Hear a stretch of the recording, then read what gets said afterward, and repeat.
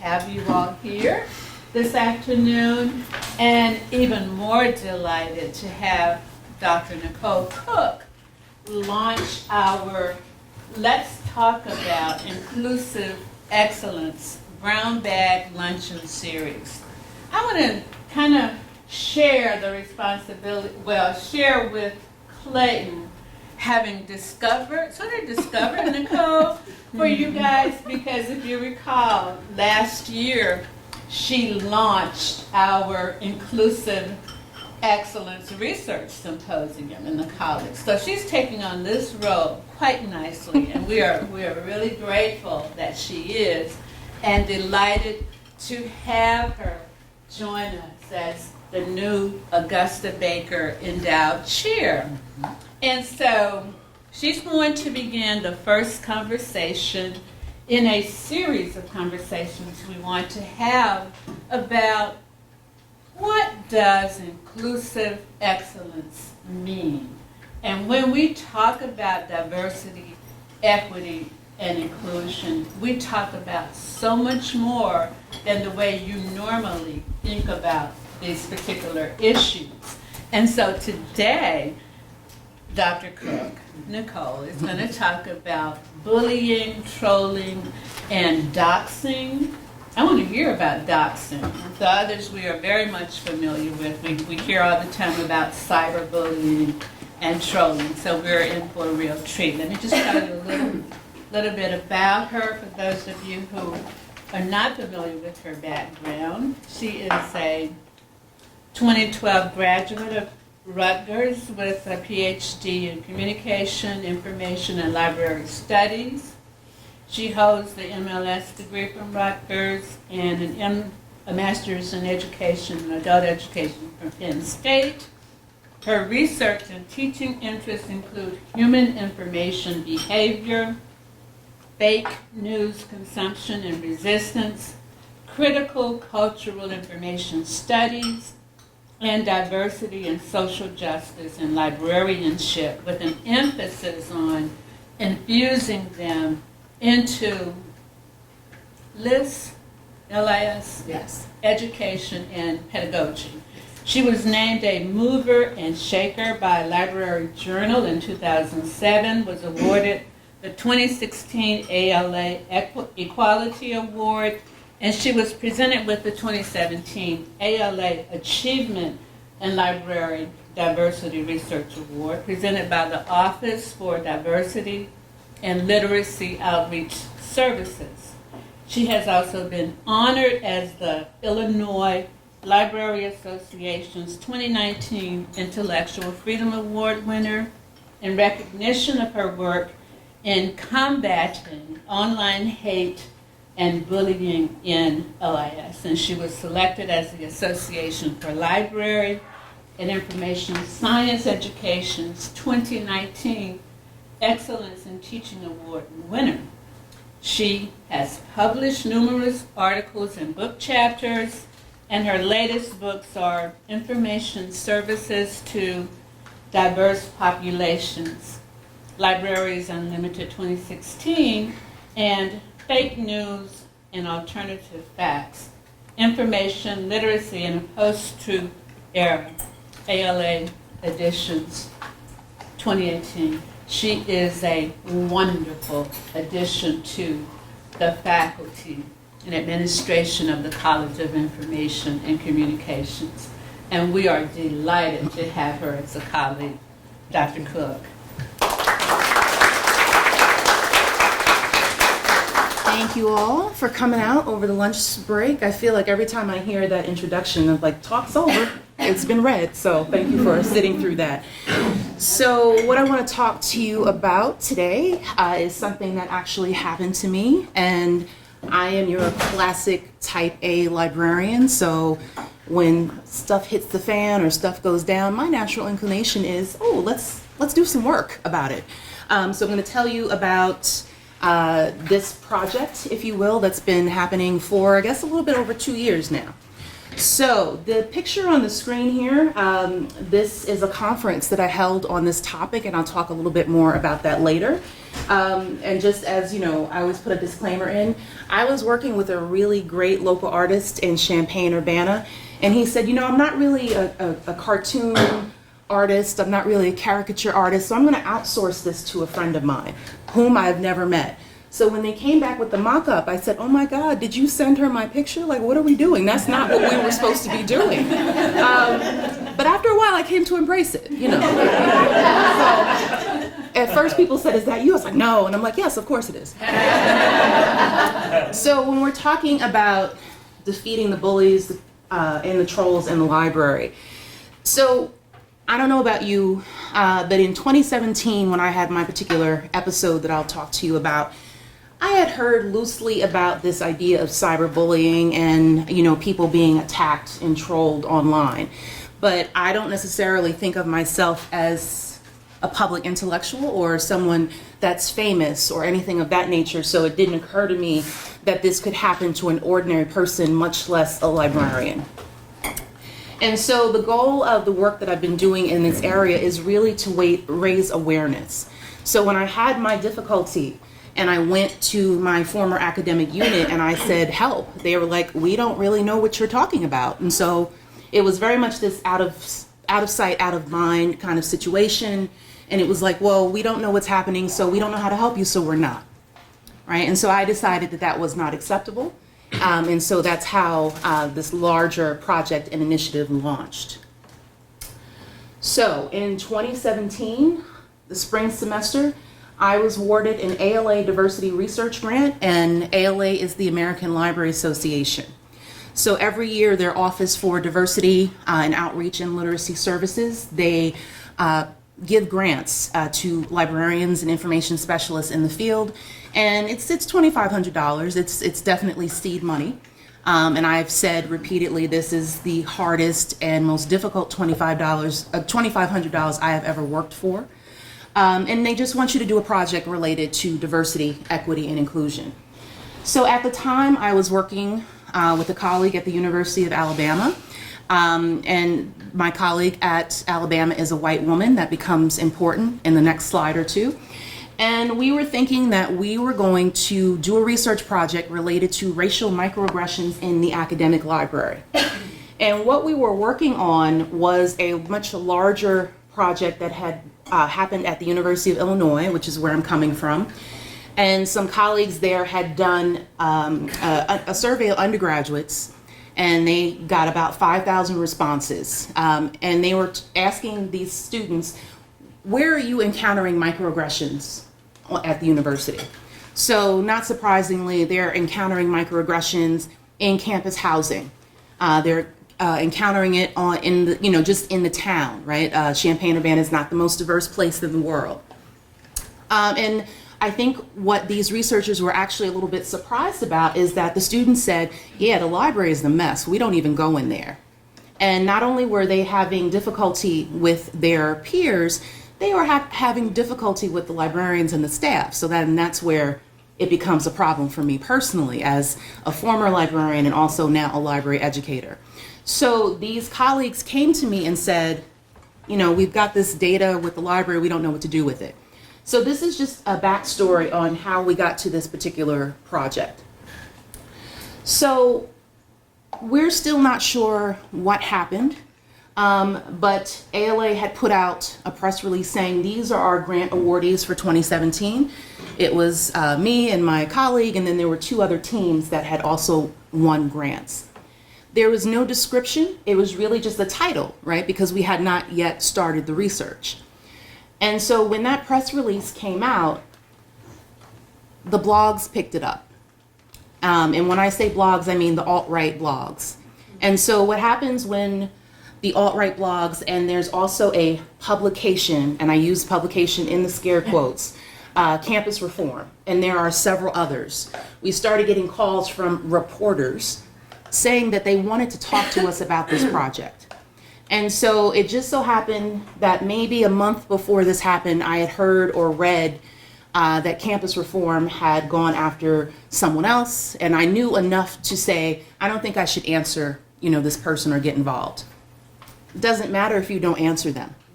So they wrote a story And what happens when campus reform and these particular outlets publish on you is that the alt-right blogs pick it up. So this is classic dog whistling. So they see these key words like racism, microaggressions, anything of that sort, and that just gets them going. It's just like red meat to them. So this campus reform article came out, and then the alt-right blogs picked it up, and I was paid to believe in racism. They lifted my picture off my faculty website. They linked to my faculty website and said, here's her address on campus. So I mentioned to you earlier that my colleague at the time is a white woman. They did not link to her faculty site. They only linked to mine. They didn't broadcast her address. They only broadcast mine. All right?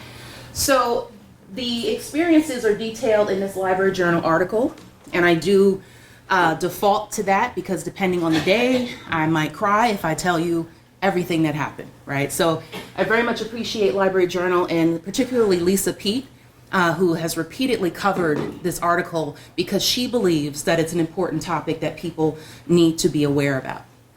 So to kind of finish this story, this was a 2-week ordeal, and because the websites published all of my contact information, I started getting hate mail. They started using my work email address. They started using the work phone and things of that nature. So when I went to my unit at the time, I said, okay, we have a problem and I need all of my information taken off the website. And the first response was, well, you're going up for tenure. You can't just strip your internet presence. And I was like, that is the wrong answer, and you're not hearing me. And so then it became, well, we don't know what to do. We don't know how to do it. What do you mean you don't know how to do it? We're an information school, and I need you to take this page down. So long story short, it took about 10 people within the unit and at the university to figure out how to remove my contact information from the school site and the university site.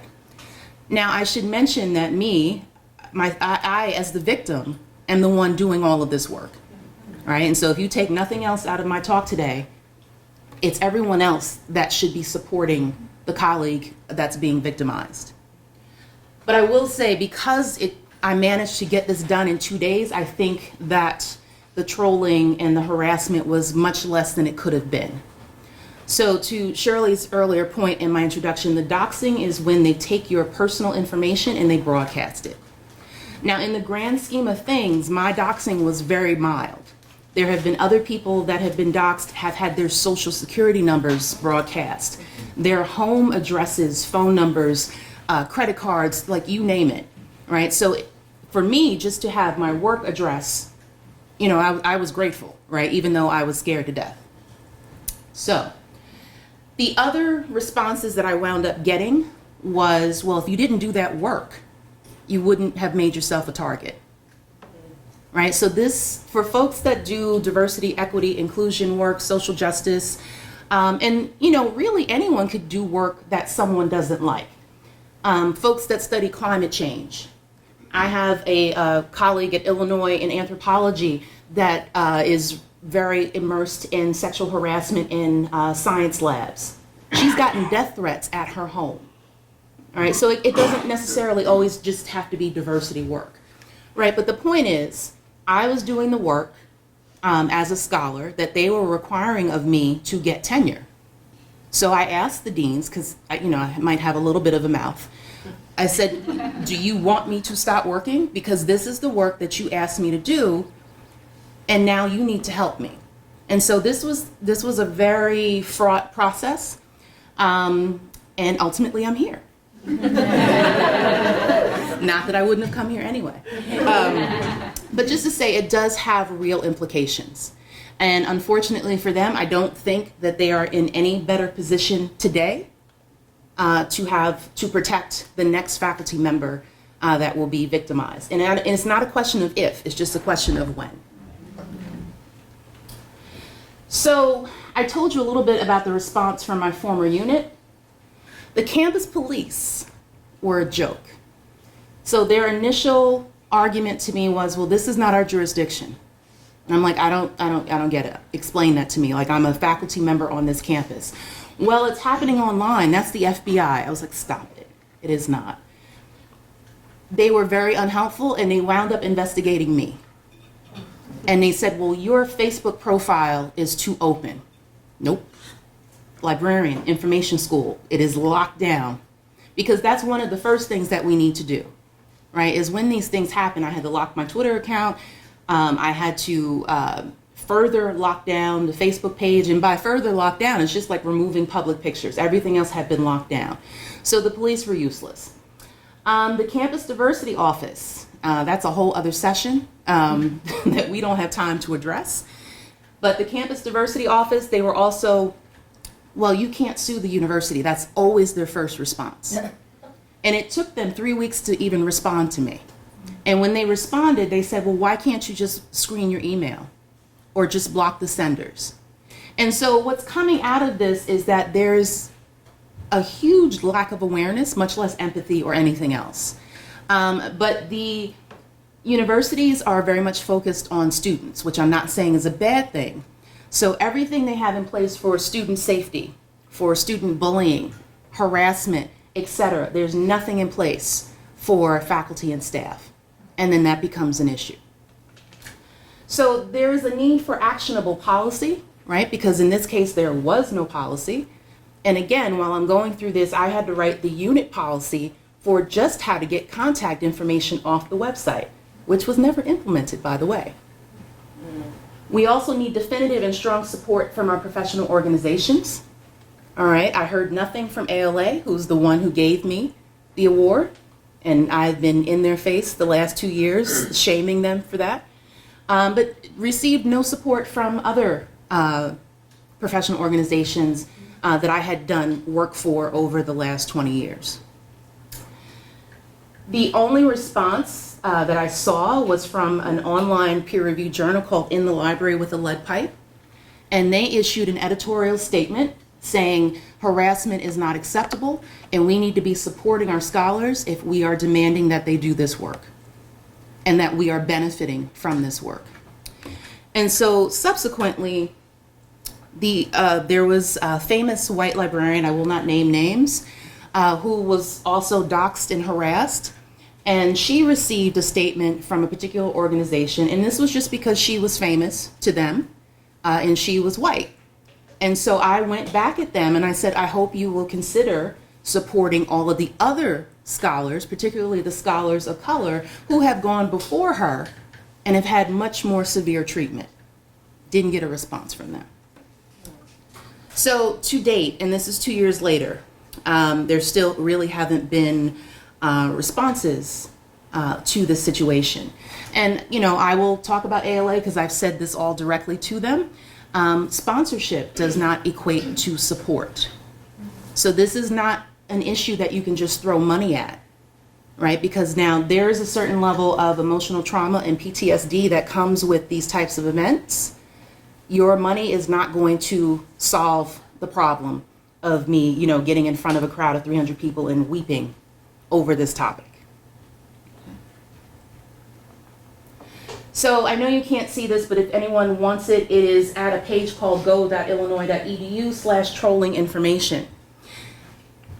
Towards the end of my time in Illinois, I had the benefit of having a really wonderful mentor, Dr. Asada Zarai. And she was first in the provost's office, then she was in the chancellor's office, and she had these multisyllabic titles, but she was a diversity, equity, and inclusion officer for the university, much like Dr. Dozier here. And out of desperation, I called her and I said, you know, this is what happened. I locked myself in my house. I can't get up and all of these things. And she was like, this is absolutely ridiculous. So she met with me immediately. And then she took me to one of the offices that came under her purview. And they handled, there's a form on the website somewhere. So if students encounter bias attacks or hate crimes, they can fill out that form. So she took me to the person that administered that. And his first reaction was, I can't do anything for you, you're faculty. Right? Herein lies the problem. And so he just wasn't interested. And so her, as his maybe boss 3 times removed, she actually said to him, "I don't think you understand what we're saying." And so, again, another portion of this very long story, she made him address it, and she was able to go to the campus level. So the University of Illinois has 3 campuses. And at that level of leadership, she took this story and she said, we need to do something. We're going to have many more faculty and staff that are attacked and trolled and doxxed for their work, or just for, being brown or black or Muslim or gay or what have you. And we need to be able to figure out how to protect our people. So they came up with this form or this information that's at the website I gave you. And finally, they came up with something for the victim. And this is pretty much what I was telling her that I had to do in my unit. So to be fair, I don't think it's enough, but it's better than nothing, which is what they had. So then, also on that page, they have something for the unit. Again, not sufficient, but better than nothing. Now, I want to point your attention here.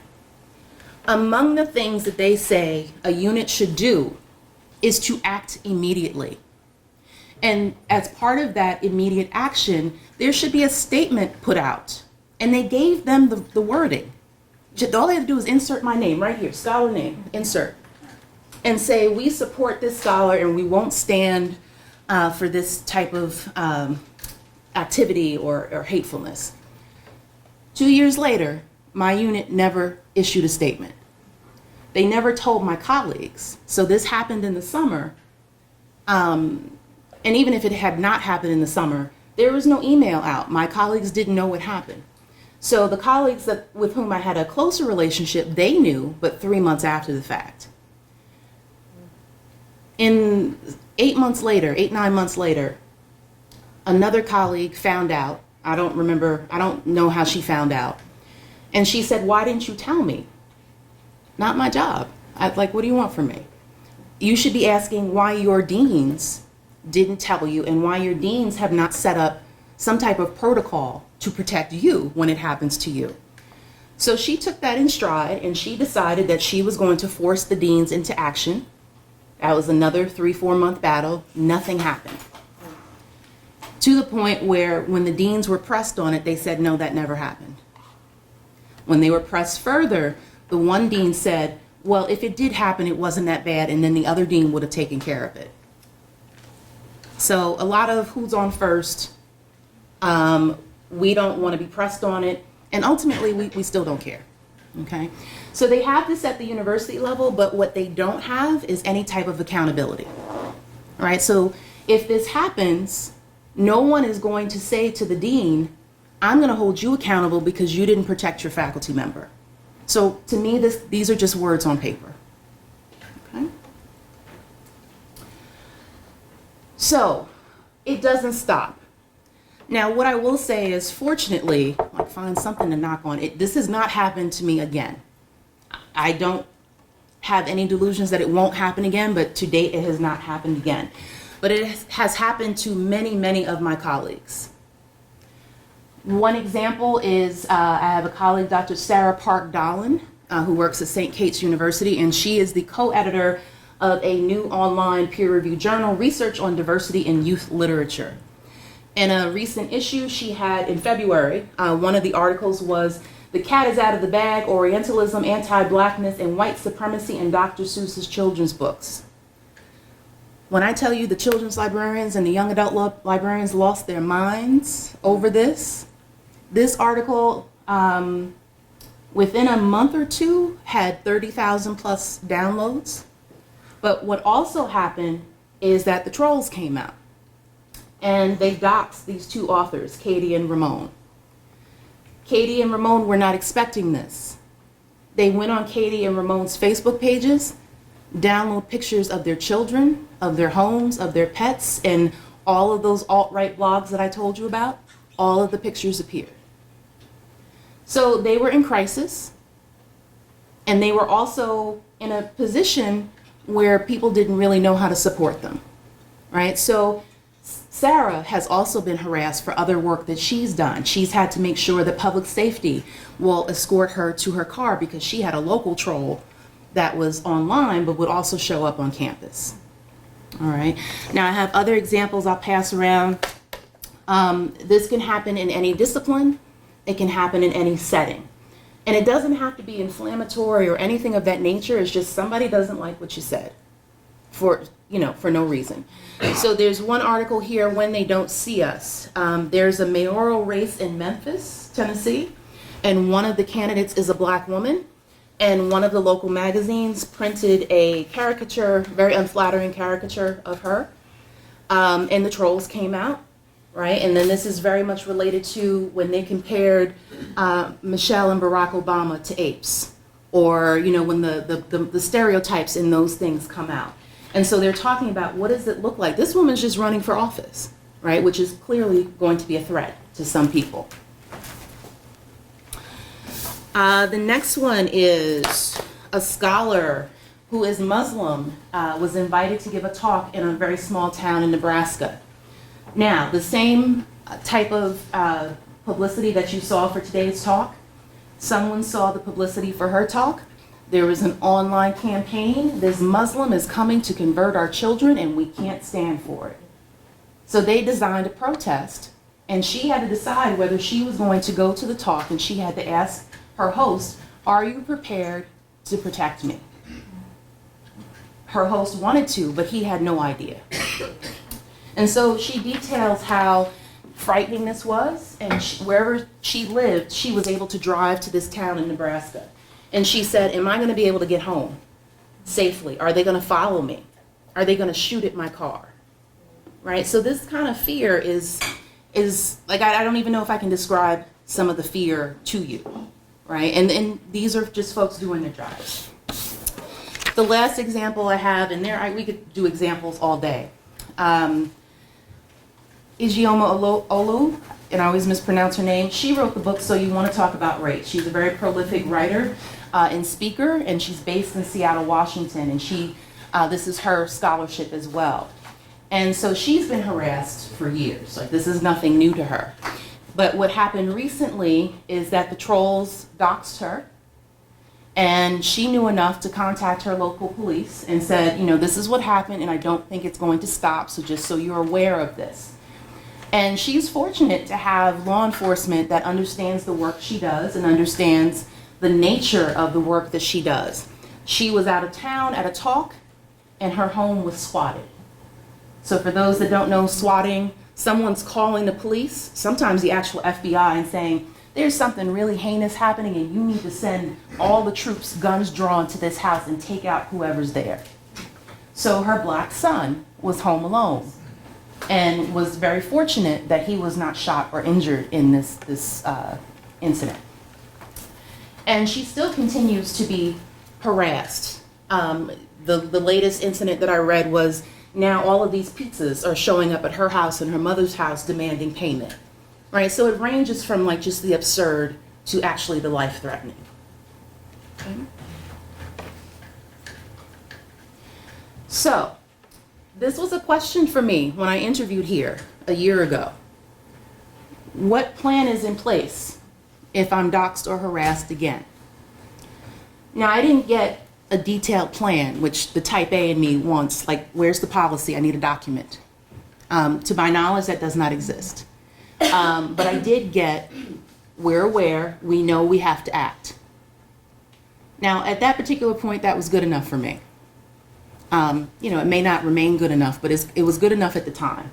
So when I went through the site, and if someone knows a site that I haven't gotten to yet, please let me know. There are things on the public safety site and also for the Office of Diversity and Inclusion where you can report a bias and hate incident. But again, as far as I could tell, this is for students. And this is for on-campus events, right? So if someone hangs a noose downstairs, that's what this form is for. But if someone emails me or leaves a profanity-laced message on my voicemail, that's not what this form is for. On the law enforcement and safety site, bullying, harassment, reporting suspicious activity, and incident log, call for help. Again, student-based and for on campus. right? So, and again, I'm not minimizing any of this. I'm not saying that this is not important. But what I'm saying is that our response, our policies, our conversations have to be bigger than this, right? Because the trolls are certainly bigger than this. And I have no doubt that some of the trolls live on the campus in Columbia and in surrounding areas. But there's also somebody in their basement in California that could be leaving me a nasty message because they don't like that I'm writing on diversity and microaggressions, right? So then what do we do with that? Is campus police here going to tell me that this is not in our jurisdiction? It's got to be in somebody's jurisdiction if I'm doing the work on behalf of the University of South Carolina. Okay, so I want to circle back to my response to all of this. So you saw this picture in the beginning, you saw me in my cape. So I decided that I needed to have a conference because, you know, what else would I do? So this is defeatingbullies.weebly.com, and I can certainly send that to anyone if you're interested. This is the website to the conference. And so there were a lot of considerations for this conference. So the conference was day long, and it was set up that in the morning there were 2 panels. The first panel was myself and several other colleagues who had been bullied or trolled, and we talked about our experiences. The second panel was our colleagues who were, executive directors or in other leadership positions, and their task was to talk about, what are you going to do about this? How are you going to support, people who are in this position? And then in the afternoon, we had roughly 3-4 hours of just guided discussion and brainstorming to come up with how do you support people from, whether you're the victim yourself or whether, it's your colleague or whether it's someone that reports to you or, that kind of thing. So that's what we talked about. And we had about 100 people come to this conference. And for me, that was amazing. I was also very blessed that my colleagues said, of course I'll come. We were at the Skokie Public Library, which is a little bit north of Chicago. The library offered their space for free. And they said, come on, because we believe that this is an important issue and our local library community needs to know about this. All right. So what we did on the site, and I had to be very careful with my colleagues. Now, ordinarily, if I'm doing something, I might link to my colleague's website to say, Dr. So-and-so is coming and they're great and they do this. But given the nature of this topic, there were no links. There was no identifying information other than their institutional affiliation. We had a series of articles that people could look at and really just to provide resources. So the Chronicle and the Chronicle of Higher Education and Inside Higher Ed, they have multiple articles about how this has happened to different scholars. There is a black male scholar, and I can't remember what school he was coming from. He actually moved to Ireland because he was being so harassed and he wasn't able to do his work. And so now, there was some anecdote saying, yeah, now you believe me, now that I moved to Ireland 2 years ago and now that this is becoming more of a conversation. Conditionally Accepted, which is a blog that features academics of color, they wrote a post about how to support a scholar who has come under attack. The link here at the bottom, Troll's Gonna Troll when online doxers try to come to get you. This was a personal friend and colleague of mine who was based in California, and she was in this situation with another colleague where they were discussing an incident and the trolls got hold of it because it was tied to an event. So the woman who wrote this particular article, she was corresponding with her colleague from her personal email account. The trolls FOIA'd all of the emails. So if you're talking to someone, if I'm talking to Elise about something and I'm using Elise's South Carolina email address, but I'm using my Gmail, they can FOIA me too. Right? So people think, oh, well, if we use our personal email addresses, we don't have to worry about that. Yeah, we got to worry about everything, really. So when they FOIA'd the email addresses, her personal information was all over the place, including her email, things of that nature. All right, so I think one of the takeaways from this is that these alt-right folks, these trolls, these doxers, they are organized, and more importantly, they're bored, and they have a lot of time on their hands, right? So we can't just kind of, lay back and think, it's okay, we don't have to worry about it. So I want to just mention, again, this idea that when people are put in this particular position, it is very emotional, right? In addition to being a threat to your career, it is a threat to your person. And so I wanted to point out that this is what I thought closure was, right? So time, a little bit of time, I'll get over it, and then I'll stop crying when I talk about it. And in lots of words, or in my case, if I throw a conference, I'll be good, right? But what really happens is that this is just all time, right? This is not something that necessarily goes away. When I did the conference in Illinois, I said to the audience, I said, okay, I'm done. I'm not talking about this anymore. You're going to go ahead and do it. Clearly, that's not the case. But what I did want to put forth is that for these 100 people in Illinois, for you in the room here, if I wind up talking about it again, you no longer have the excuse of saying I didn't know. You know now, right? And there are resources for you to look at, but more importantly, it's now up to you to say, I need to support a member of my community. And because if it could happen to her, it could happen to me, right? So we need to figure out from a policy and an administrative level, how do we deal with this? Like, we're in a new age now, not so new. And this is the world that we live in, and we have to be prepared accordingly for this. So my personal lesson in this was that my silence would not protect me. So that's why I had the articles written. Again, shout out to Library Journal because they were on it. That's why I had the conference, right? To make sure that people were aware of what was happening. Now, I will say that, saying that I wouldn't be silent, it comes with its own cost, right? But that's a cost that I was willing to take as an academic, right?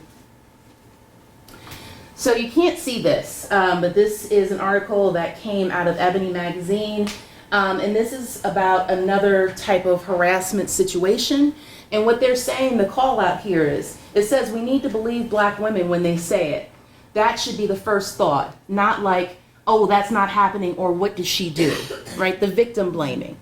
And I would even go as far to say as, substitute Black woman for gay man or Muslim child or whatever marginalized group, right? Because we're all susceptible to this type of behavior and attack.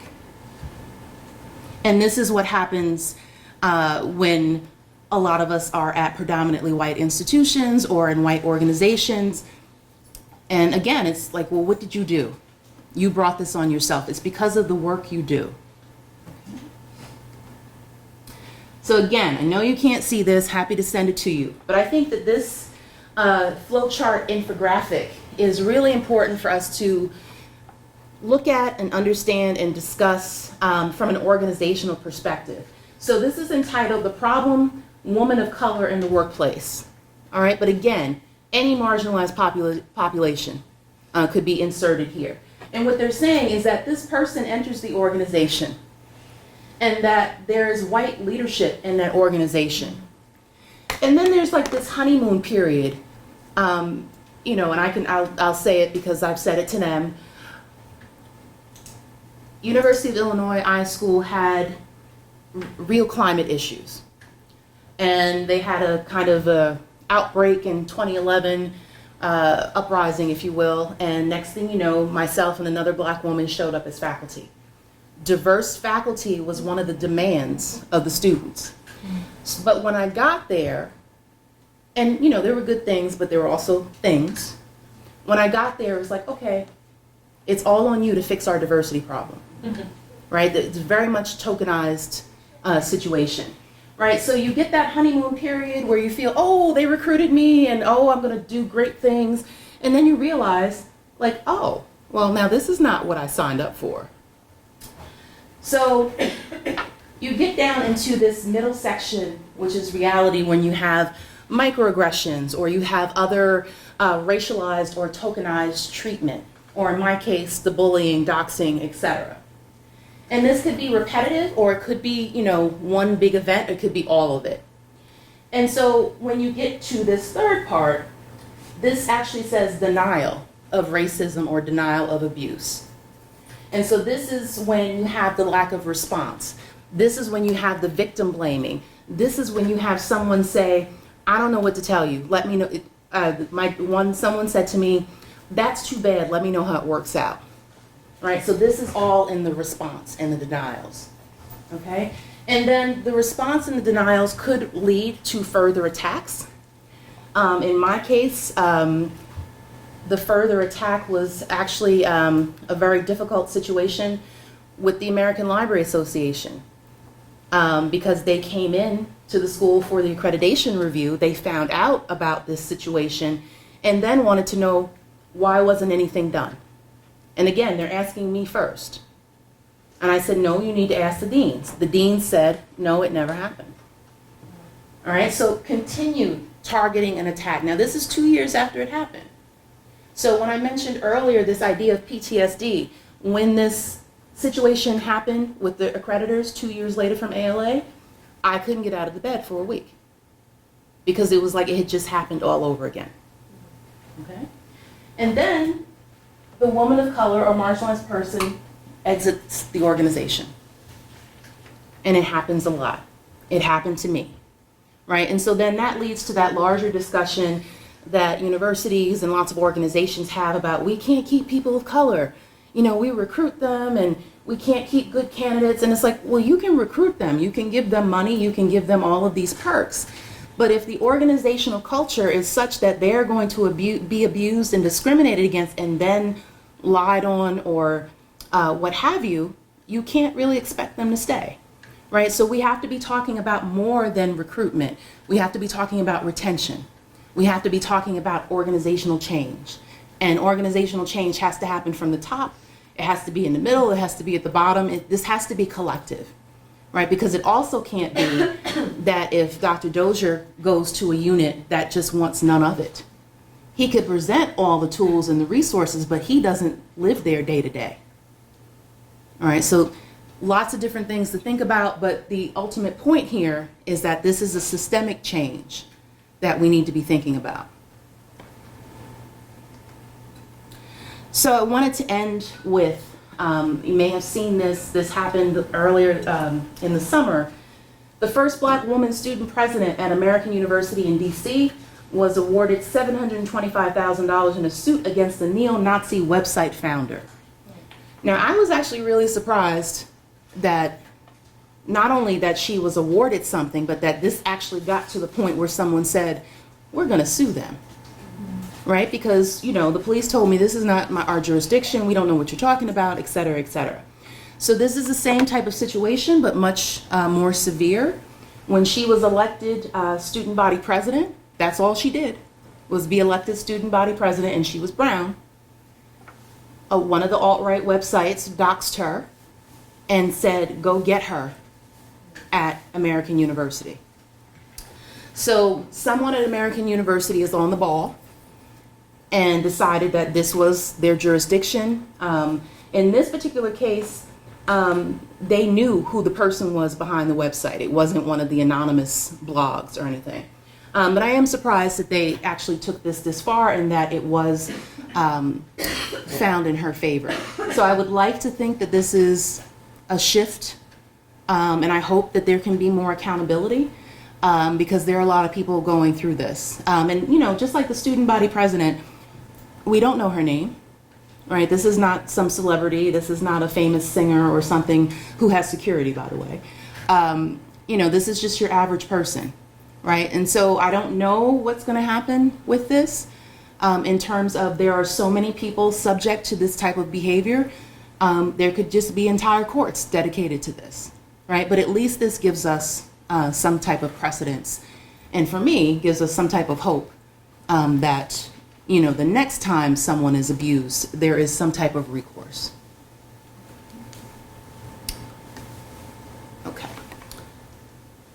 So this says, no individual, whether a public official or a member of the public, deserves to feel threatening messages designed to dehumanize, intimidate, and terrorize. So this was in response to someone who sent U.S. Senator Cory Booker 5 years worth of threatening messages. They did eventually get after this person after 5 years.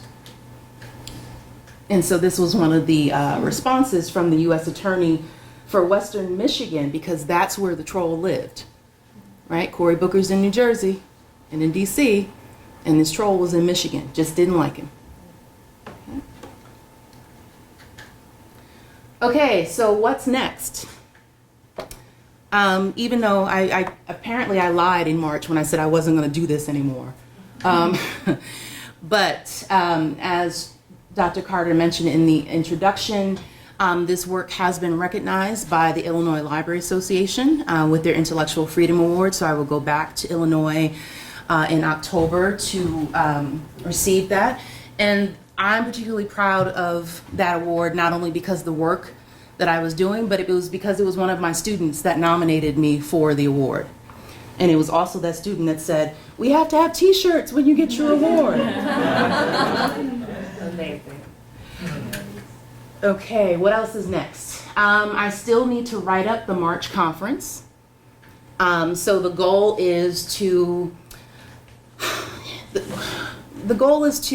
report on the conference, but also look at this phenomenon from a deeper level, right? We all know about workplace bullying and things of that nature, although this is slightly different because it has that online dimension. So at some point, there will be a write-up and also a further exploration of this phenomenon, and really an examination of policies and research in this area, right? What are the policies at universities that deal with this, right? We looked at the South Carolina pages. They're student-based and they're based on physical presence, right?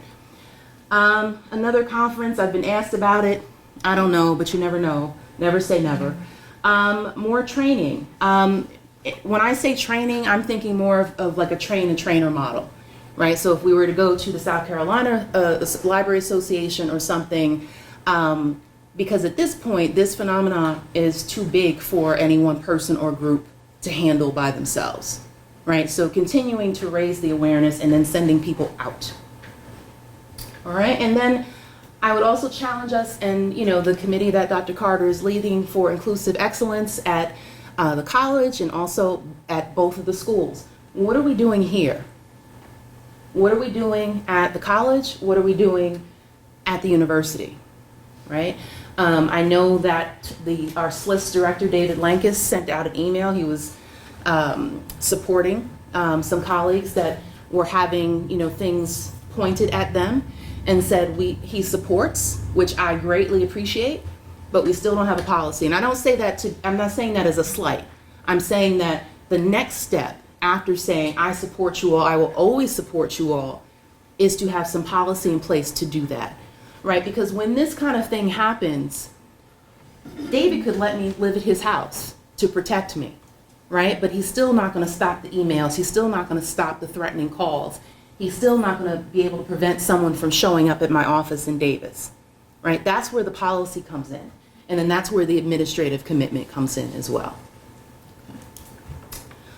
All right. So that's it. I had to show you my action figure again. So I am in Davis 101. My email's at the back or at the bottom. I know all my SLIS folks know that, but really looking forward to getting to know people at CIC and SJMC in general. So there's my contact information. So thank you. I do want to tell you that Director Lincoln's reached out to me about this concern. And so David, John Dozier, and the EEO director are aware of this policy, and there will be a task force working on it. So just wanted to let you know. Yeah, thank you. We're on it. All right. I knew you would be. Well, one thing that occurred to me, if I can bring it up, Shirley, we used to have a very good university council, and we talked about the suits, because I kept wondering what would what even if you had committed administrators, could they do, really? But a suit, I mean, if university councils were committed to doing things actionable, I'm not a lawyer, Aaron's a lawyer. I'm the lawyer. But Terry Parnham, who used to be the university counsel, is, I know this because I chaired the University Committee on Tenure Promotion, and we would have that concern, and also people that appeal tenure questions. And so I wonder if the University Council might be asked, is there precedence for universities, public universities, supporting their faculty with suits? Otherwise, I don't know how the institution prevents This kind of thing. that. No, kind of agreed, thing. agreed, Right. agreed, absolutely. And also, but just to say that if it's not Dr. Dozier and Dr. Lankus, and the higher ups going to the council, because I can't just show up at the council's office and say, I need you to sue them. Right, so it does need to be throughout the system, but I absolutely agree with you. That's really the only accountability that we have at this point. Unless some of our techies could probe the trollers, figure out how do we bully them Yes. back. Right, that's what I was hearing too, is that DIT needs to be on this conversation as well, because can they block things? Can they be very particular in the screening that they do at their site? So how to bring them into the conversation.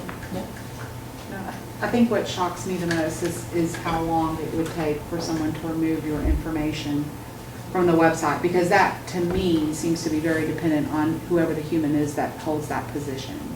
Because we're very fortunate, have been fortunate for a very long time, that we have individuals here, and when we say, hey, this on the website, please can we take this down, it's done like almost immediately.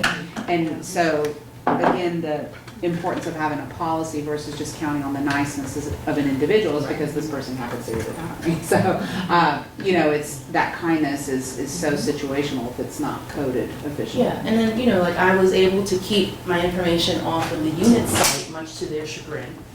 But the university directory, it popped back up 2 days later. And when I said, what are we doing over here?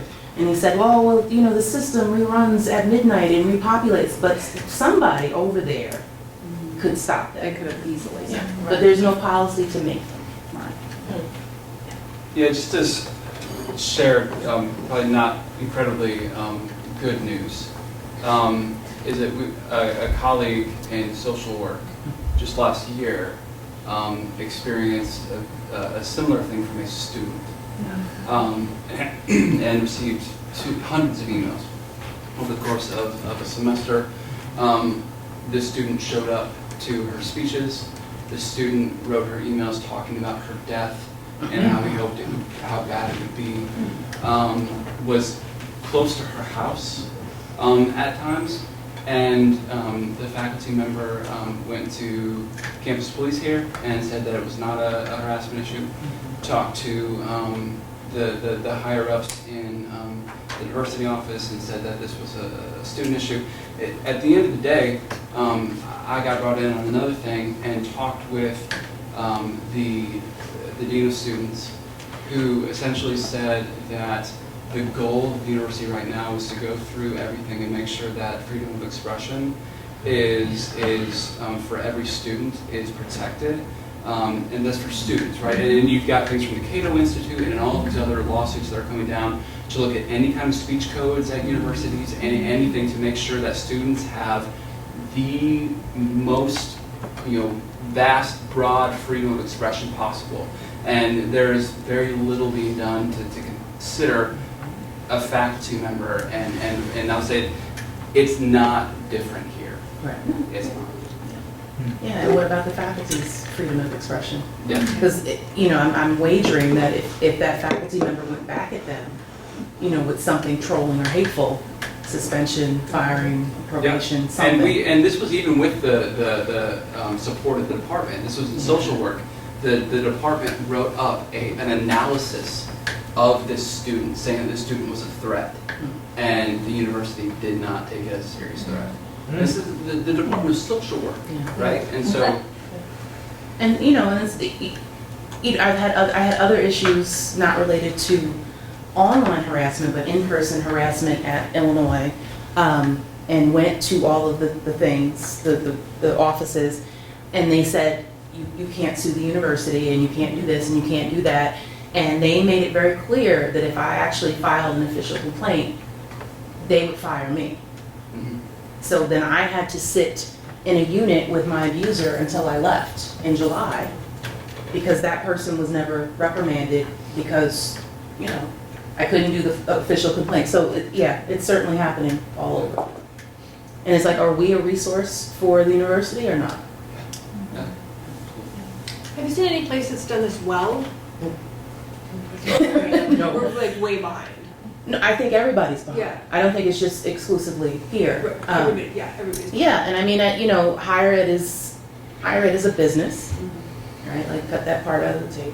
But everybody knows that. But just in terms of, I think we're all behind. So when the Chronicle has all of those articles and Inside Higher Ed and people are talking about it, still, all this time later, people are like, oh my God, what's happening? And I mean, even before this, there was Gamergate. And some of the gamers were, I mean, just the things that happen to some of these gamers is just absolutely disgusting and frightening. And then before that, there was another group, right? So it's not that we don't know these things happen in society. It's just kind of like, well, not us. We're better than that. We're academia. So I think everybody's behind. There are some, that was one of the things that we talked about at the conference. You know, can we come up with a list of people who do it well? And everyone was like, oh, we're gonna have to think about that. We're gonna have to do some real digging, you know, to figure that out. Hopefully some good examples will come up. Nicole, this is a question to more of the deeper issues around this. And just as you talked, I started thinking about jurisdiction. But like how we consider jurisdiction is very local. And with technology, I think we're headed towards, we need to have that conversation about what is space, what is geography, who is over this, because that seems to be some of the breakdown. Like you tried to go to all these different people. Well, that's not my problem because that's over here. Right. Yeah, and I mean, you know, when I was talking to the campus police of Illinois, first I emailed, and it was just kind of like, well, we don't know who you're supposed to contact over there, so just pick a name off the website. So I picked a detective, because you know, and she was fine, but she said, I'm going to have one of my officers come to talk to you. He refused to come talk to me because he didn't think it was important. And he got on the phone and he said, I don't know what this is about. I'm only doing it because Detective so-and-so told me I had to. So part of this is this very, to your point, localized and also very transactional way that people view their jobs. Like, I am only here to protect these 40,000 students on the campus. I don't care about anybody else. And anything that happens has to happen on this 3-mile square radius of the campus. But yeah, thinking about jurisdiction in a bigger way. If this is coming through university channels, this is your jurisdiction.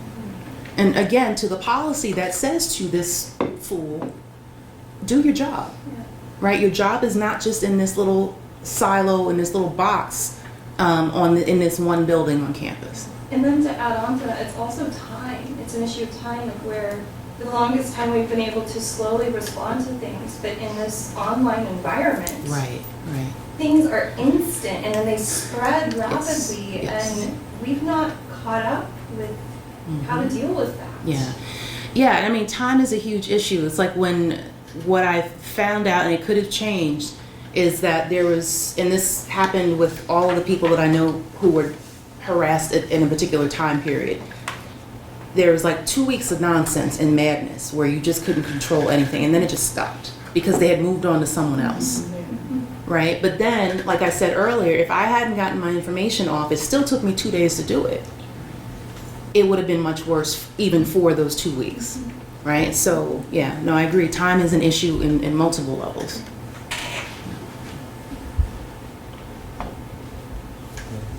Okay, lawyer. Yeah, I know, the hisses are coming out. I'm not going to defend any of this, but we have to, as he mentioned, and I'm not going to defend what the university did. I'm not their lawyer. But there is some tension at some point. Where does legitimate criticism cross over into a different kind of thing? And I think that is an issue and a problem, and how far, and again, I'm not defending this, but how far does it go? I think it's actually very interesting that you had this in Skokie. I don't know if you guys know, but in the 70s, the neo-Nazis wanted to march in Skokie. And it had the highest percentage of Holocaust survivors in the United States. They went to the Supreme Court, and the Supreme Court said they can march. You can't stop them from marching. They actually never held the march. I think it was more of a, intimidation thing than anything else. And so I'm just throwing that in there because there is a tension here that we have to recognize, I guess. No, I agree with you. I agree with you. But for my particular situation, and there were other colleagues of mine who said the same thing. Oh, well, they just said I was a nut job and they don't like my research. Okay. But they still were trolled. But in my case, my information was posted and they said, go to her office. Right? No, I'm not, again, No, I know. I'm just saying, but there's different dimensions in there. And so the slide that I showed from the student body president at American University, she was threatened with bodily harm. I'm sure they criticized her about other things. But then it slides into this, I'm going to kill you, or I'm going to describe your rape, or something, of that nature. And that's where these comments slide into. I think it also speaks to where the critiques are, and how they're phrased. Because I think there's a big difference between somebody writing, and I guess what you would consider a legitimate publication. I have an issue with this work, or with this particular point that this scholar made because of these things, or somebody going on there saying, this person is going to go recruit little gays and is going to do this horrible thing, and it putting it on a personal blog, or getting 27 things wrong immediately, where that their goal is not to be accurate at all. It's to inflame the situation. I mean, it's almost kind of the same tension we can have about sexual harassment too, right? Like, oh, where's that magical line? Well, I guess the magical line is where you creep me out, right? So, and that's going to be different for everybody. So anyway, I mean, I just think this right here, to me, it starts. I don't know that it's that difficult to parcel out as we sometimes. Well, and I mean, and I know, I know my SLIS colleagues know that at our major conference, which is the American Library Association conference, they're not even plants, right? I mean, these conferences are so large that they can only be held at convention centers where anybody can register and get a day pass and blah blah blah blah. And this person came and attended the entire conference and just cherry picked the sessions that they found questionable, and to Lucy's point, wrote up this whole screed and linked to people and said, this person does this and that person does this, and they're corrupting our children and all of these things. So, I mean, we're in public spaces now. I mean, this is what we do as academics. We can't say we're not going to any more conferences because, but yeah, I mean, to your point, I mean, it's coming from every direction. And what people find questionable is an ever-growing list.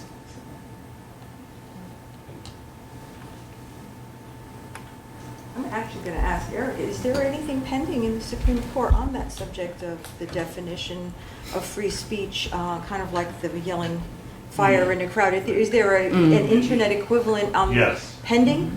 Well, I mean, I don't want to turn this into my class. You're welcome to come. I'll give you the date.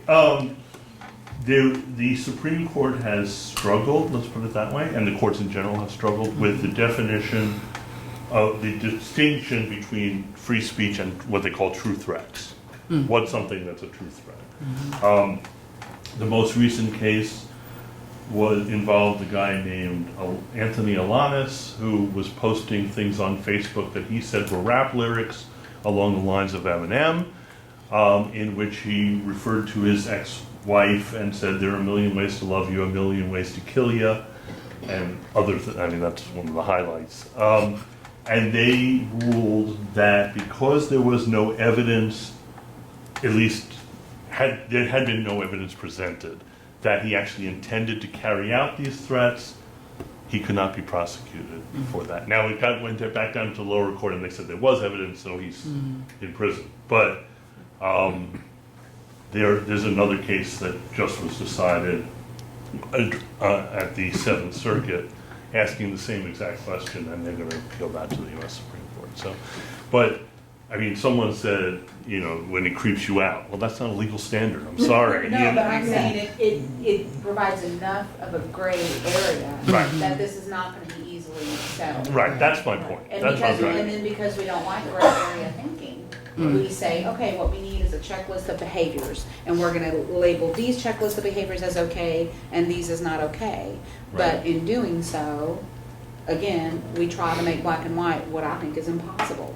Yeah, and I think it goes back to what you talked about in terms of believing someone when they say that they're uncomfortable. And when we talk about creating a class environment, there's no way I'm going to wait for the Supreme Court to tell me what exactly should and should not be allowed in my classroom. I'm going to do that as soon as one student says that made me uncomfortable. And maybe I didn't realize that before, but the student is now telling me that's uncomfortable, and I'm going to stop with it, right? Like, and that is not violating anyone's. No. Maybe according legally, it might be even in some public space, right, violating their freedom of expression.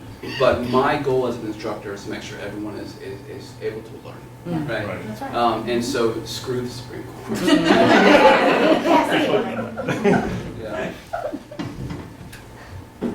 So I'm gonna call Darren next time Part I of it, you were talking about too, an organization and what it does for its people, which also is short of like the law. You know what I mean? Just does your unit respond when it comes to your work environment and your climate of work?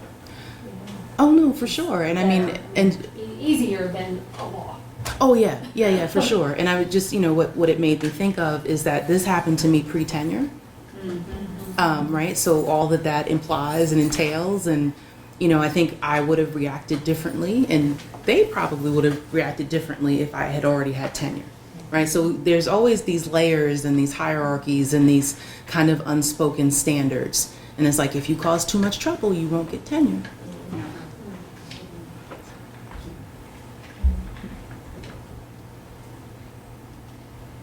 Well, not to end on that bummer, but.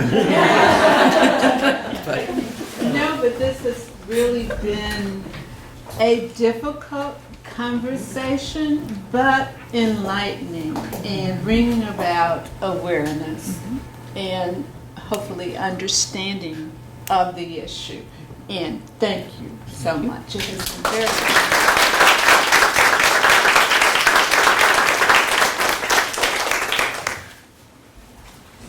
I want to remind you guys that we have another conversation coming up October 4th at the same time, and the presenter will be Dr. Tracy Weldon in the College of Arts and Sciences. She is going to showcase her PBS documentary on Talking Black in America. So that should also be not just a cultural event, but enlightening as well. So thank you very much for supporting us.